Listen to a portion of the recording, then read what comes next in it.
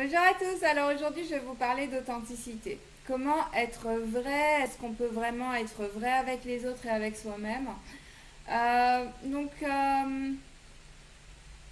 L'authenticité est quelque chose d'assez difficile parce que dès très jeune on est poussé à faire partie d'une catégorie, d'un clan, on veut être les meilleurs, on veut être ceci, on veut être cela.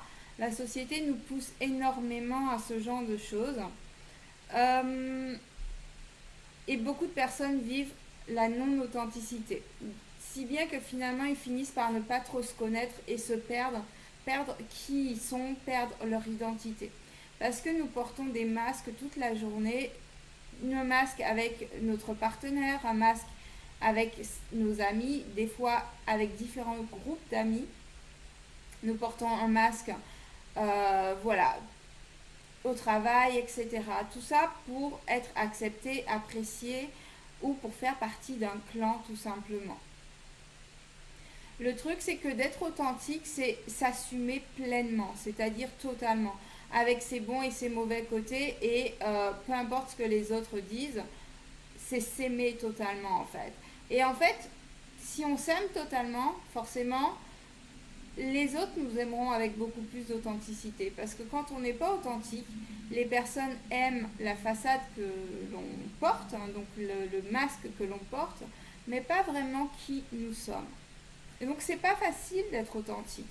C'est pas facile d'être authentique au quotidien, c'est pas facile de d'exprimer qui l'on est pleinement, parce que exprimer qui l'on est pleinement veut dire la possibilité d'être rejeté, de ne pas être accepté, de ne pas être aimé. Et avant tout, tout le monde, ce qu'on recherche, c'est d'être aimé, accepté par les autres. Mais on oublie très souvent de le faire par nous-mêmes. Et charité bien ordonnée commence par soi-même. Donc déjà, dans un premier temps, si on veut être authentique, c'est commencer par se connaître. Donc se poser la question qui je suis, qui est mon authentique moi, et puis découvrir ses bons et ses mauvais côtés, mais pas le miroir ou l'image que les autres nous envoient de nous-mêmes. Nous sommes les seuls à connaître la vérité à propos de nous. Même moi qui lis Laura, je lis un dixième d'une personne. Vous êtes la seule et unique personne à avoir toutes les données en permanence sur vous-même. Quand quelqu'un vous lit, que ça soit Laura comme je fais ou peu importe la façon, les différentes méthodes qui sont utilisées, la personne ne lit qu'une partie de vous. Vous êtes la seule et l'unique personne à avoir tous les éléments 100% du temps avec vous-même. Donc là, je parle d'un point de vue énergétique, mais d'un point de vue de cette vie unique aussi, dans le sens où vous êtes la seule personne qui connaisse euh, votre histoire du début à la fin. Alors vous n'avez peut-être pas de souvenir de votre enfance consciemment, mais dans votre inconscient, vous avez la mémoire de ces choses et vous agissez au jour d'aujourd'hui par rapport à ces mémoires-là. Donc vous êtes la seule et unique personne à vous connaître. Donc déjà ne pas penser que le jugement, le point de vue des autres ça ne devrait pas avoir une incidence sur vous parce qu'ils ne vous connaissent pas. Ils ne connaissent pas votre histoire et ils ne vous connaissent pas énergétiquement non plus, dans le sens qu'ils ne connaissent pas vos vies antérieures, ils ne connaissent rien de vous. D'accord? Donc déjà, dans un premier temps, c'est vous apprendre à vous connaître, vous apprendre à vous accepter avec vos bons et vos mauvais côtés et les aimer tout autant les bons côtés que les mauvais côtés, parce que de toutes les façons, c'est ce qui fait votre originalité, c'est ce qui fait qui vous êtes au jour d'aujourd'hui, et vous devez apprendre à aimer et à accepter ça pour que les autres puissent vous aimer et vous accepter tel que vous êtes. Une fois que vous avez appris à vous connaître, c'est apprendre donc à vous aimer, ensuite vous assumer. Et vous assumer, c'est dire haut et fort qui vous êtes, dans le respect, dans le non-jugement des autres et en vous détachant du point de vue des autres. C'est-à-dire que les autres, bien souvent, projettent tout simplement l'effet miroir que vous avez chez eux. Donc, vous projetez quelque chose qui leur fait peur chez eux et qu'ils ne sont pas capables d'assumer. Du coup, il vous renvoie cette image. Et c'est une image, si vous l'encaissez, cette image, ça provoque chez vous une peur que vous avez à l'intérieur de vous-même.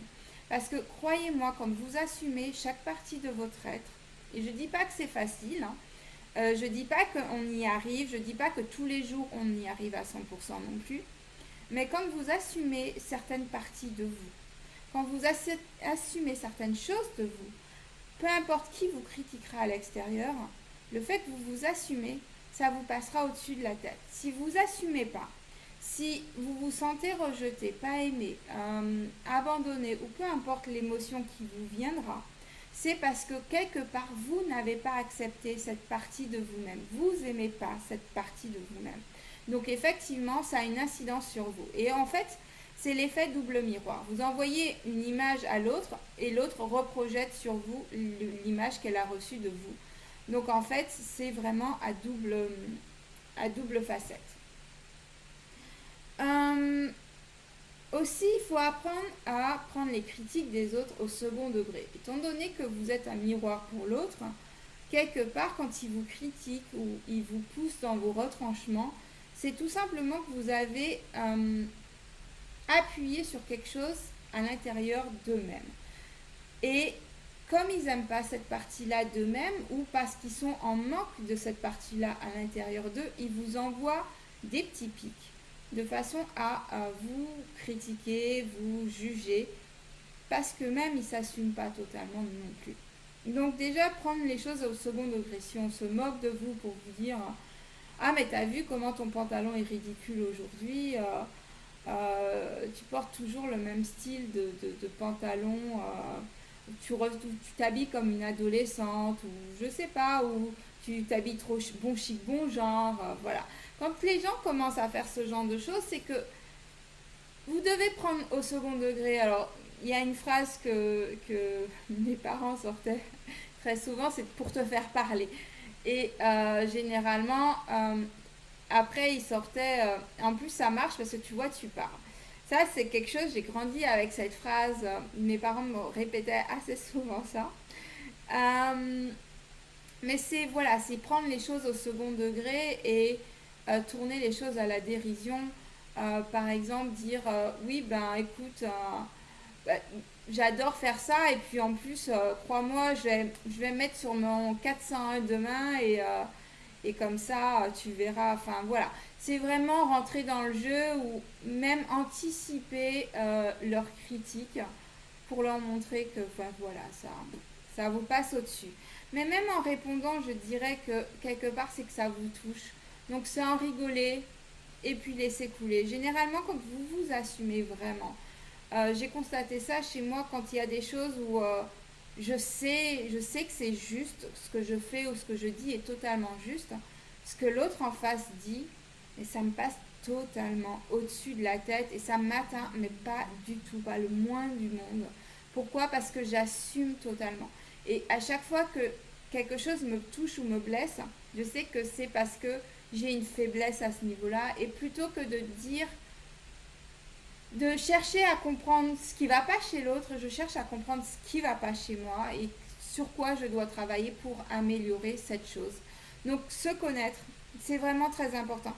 C'est quelque chose que je répète énormément dans mes ateliers sur Toronto, c'est s'observer, c'est essentiel. Apprenez à vous observer, apprenez à vous connaître et tout le reste, ça coulera de source par la suite.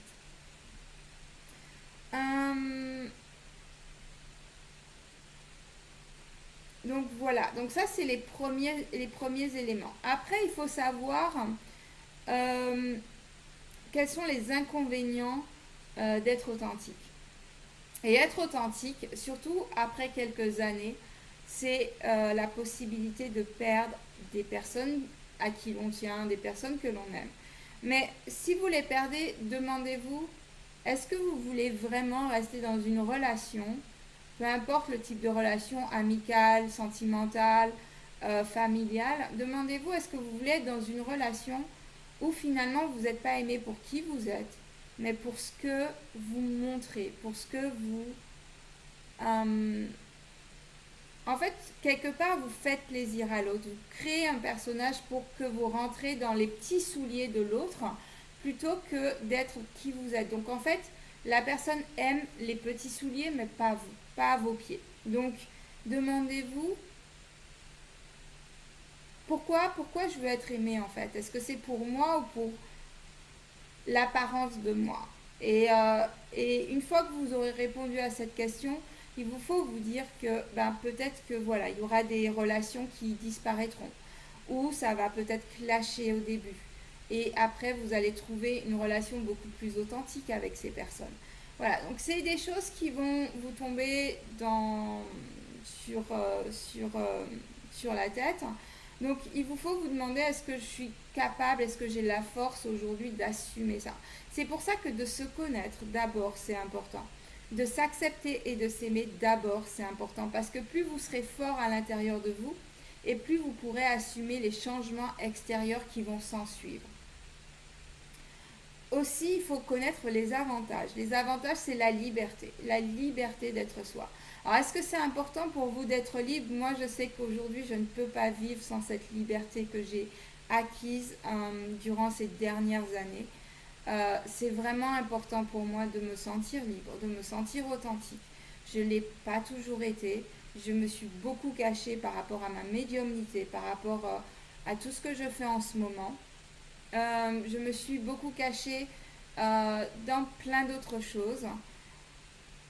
Et en fait, quelque part, finalement, ça, la seule personne à qui l'on ment, c'est à soi-même. Parce que quand on n'est pas authentique, on n'a pas un amour authentique avec les autres non plus. Rien n'est vrai, tout est faux. Donc si vous voulez vraiment de vraies relations, de vrais, vivre dans la vérité, votre vérité bien sûr, c'est déjà être vrai avec vous-même et accepter tous les changements que ça entraîne. Et croyez-moi, la liberté que vous pourrez ressentir, d'être vous totalement, d'être vous avec les gens avec qui vous entourent. Et c'est pas parce que vous êtes authentique que vous dites tout ce que vous êtes que la personne va aimer forcément qui vous êtes. Mais la personne vous aimera quand même. Et c'est pas pour ça que vous serez obligé de jeter à la figure des gens tout le temps ce que vous faites ou qui vous êtes. Mais les personnes ne vous rejetteront pas pour ce que vous êtes. Euh, je regarde mes amis, ma meilleure amie, hein, c'est mon meilleur exemple. Nous sommes meilleurs amis depuis presque 20 ans maintenant, quasiment 20 ans, c'est énorme. Je lui parle pas de ma spiritualité tout le temps, je lui parle pas de tout ce que je fais, tout ce que je vois. Elle le sait, elle le sait depuis le début. C'est la personne à qui j'ai raconté, hein, c'est mon âme sœur, j'ai raconté dans la vidéo c'est quoi l'âme sœur, j'ai raconté comment je l'ai rencontrée, donc elle connaît toute l'histoire depuis le début. Et c'est pas pour ça qu'on en parle, c'est pas pour ça que c'est notre centre d'intérêt, qui je suis ou qui elle est d'ailleurs. Non, on sait qui nous sommes. Et si je sors un truc bizarre, elle va pas trouver ça bizarre. Elle va peut-être pas acquiescer ou elle va pas rentrer dans le truc. Ça, c'est pas grave, mais au moins je peux dire les choses avec honnêteté, avec sincérité et, et ne pas avoir peur de blesser l'autre. Ça, j'ai une cliente aujourd'hui avec qui on parlait de ça parce que son épaule droite, son énergie dans l'épaule droite était complètement bloquée. C'est parce qu'en fait, quand l'énergie est bloquée dans l'épaule droite, ça signifie que la personne est un peu écrasée sous le poids de la pression que les autres peuvent lui mettre. Donc le jugement des autres, les idées des autres, etc. Et donc du coup, la personne manque d'authenticité par rapport à ça pour ne pas blesser l'autre ou pour ne pas être blessé. Finalement, quand on pense ne pas blesser l'autre, finalement, c'est pas l'autre qu'on ne veut pas blesser, mais c'est soi-même parce que on n'est pas capable d'assumer ce qui va découler du fait que l'autre ait été blessé. Et c'est là tout le problème parce qu'on pense aux autres, finalement on pense à nous-mêmes par rapport aux peurs que l'on a vis-à-vis de nous-mêmes. Soyez vrai avec vous-même, plus vous serez vrai avec vous, plus vous serez vrai avec les autres, plus les autres seront vrais avec vous aussi, plus vous leur donnerez de l'espace pour être vrai avec vous. Il ne faut pas toujours attendre que ça soit l'autre qui fasse le premier pas. Il y a beaucoup de personnes qui sortent, et je fais partie de ces personnes de temps en temps, mais j'essaye de corriger ça. Ah oui, mais pourquoi c'est toujours moi qui dois faire le premier pas?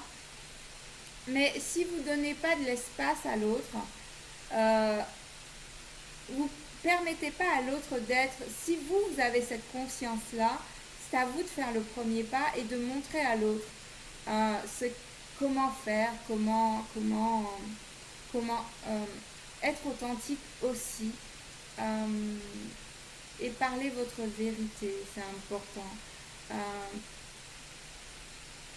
Être différent, c'est une richesse et c'est pas une tare comme beaucoup de personnes euh, veulent montrer, veulent pointer du doigt. L'authenticité, c'est votre différence, c'est votre petit ingrédient, votre petit grain de sel qui est totalement différent. Assumez-le totalement parce que c'est votre richesse et puis c'est la richesse du monde en même temps parce que si tout le monde était pareil, ce serait vachement ennuyeux. Comme on discutait avec ma meilleure amie hier, euh, je lui disais que si la mort n'existait pas, on ne vivrait pas. Parce qu'on aurait l'impression d'avoir toute l'éternité pour tout faire, finalement on ne ferait jamais rien. Mais c'est la même chose avec l'authenticité. Et donc la différence. Si vous n'êtes pas différents, si vous êtes tous, si on est tous des moutons avec le même pelage, la vie serait ennuyeuse et rien n'avancerait, rien ne progresserait, rien ne changerait. Donc c'est l'authenticité qui permet de qui permet cette belle étincelle, cette vie magnifique que l'on peut connaître sur Terre. Donc soyez vrai, soyez authentique, dans l'amour et le respect, j'insiste, dans l'amour et le respect. C'est pas parce qu'on est authentique qu'on doit être méchant, qu'on doit être irrespectueux, qu'on doit être mauvais. Donc toujours dans l'amour et dans le respect, parce que quand on s'aime soi, quand on se respecte soi, forcément on respecte les autres, on accepte les autres, on aime les autres pour qui ils sont.